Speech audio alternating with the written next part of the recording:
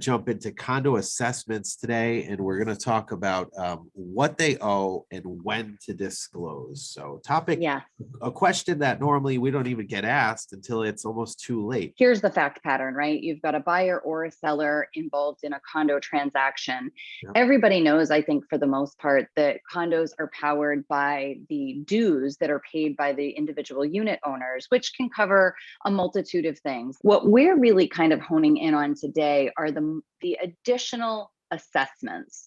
These are things that may not be covered as part of the monthly dues. So sometimes there's a portion of the monthly dues, or there's other places in the budget, like, for example, a capital assessment that you have to pay when you walk into the transaction as a buyer. So they want a working capital. So the buyer may have to put in 2 months of condo dues, just as a reserve account for that particular unit for future projects. If there's not enough money that the association has in reserves somewhere, the next step is that they're going to look to the unit owners for these special assessments. That's precisely what they're there for, is to account for expenses that the association doesn't otherwise have accounted for in that monthly condo dues that we're talking about.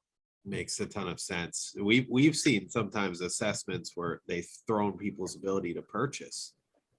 Absolutely. So this is precisely the problem, is when do you disclose it and when does it become a problem? Most recently, I had a transaction. We were set to close, and right before the closing, within a week of the closing, there was a meeting and a special assessment was voted on by the unit owners.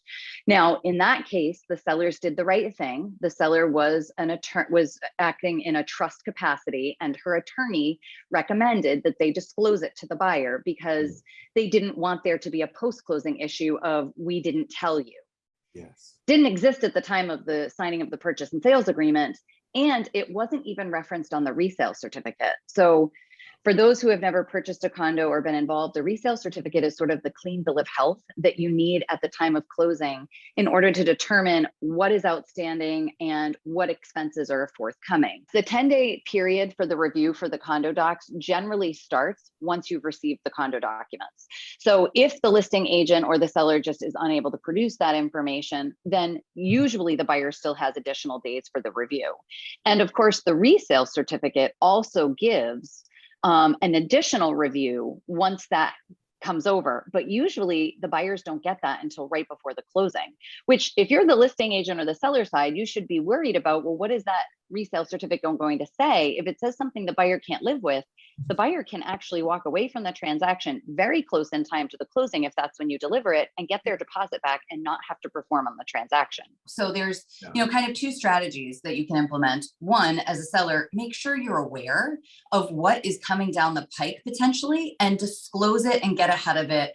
You can reference it in MLS. You can certainly include it in the body of the purchase and sales agreement. In the condominium section, there's actually an area that addresses working capital, special assessments, what the monthly fees are. That's a perfect opportunity for the seller to make the buyer aware of all possible issues that could come up so that we're going to be ahead of it. The other option is that the seller could always request the resale certificate in advance. Now, I know that's not a popular notion because it costs money. Most associations will charge somewhere up to $250 to produce a resale certificate. Yeah. However, once it's produced and furnished to the buyer, that clock starts ticking. So if you do that early in the transaction as a listing agent or a seller strategically, now you've foreclosed the buyer's opportunity to walk away. Granted, the resale certificate may only be good for 30 days, or in some cases, even 10 days. The seller may have to pay for an additional resale certificate at the closing attorney's discretion. But now you've at least made sure that that loophole was closed because you've already provided them with that information. Because at the end of the day, the buyer needs to go into this with eyes wide open. This is an obligation that the association should have disclosed and the seller should have known and disclosed. So that's where really early disclosure is so, so crucial.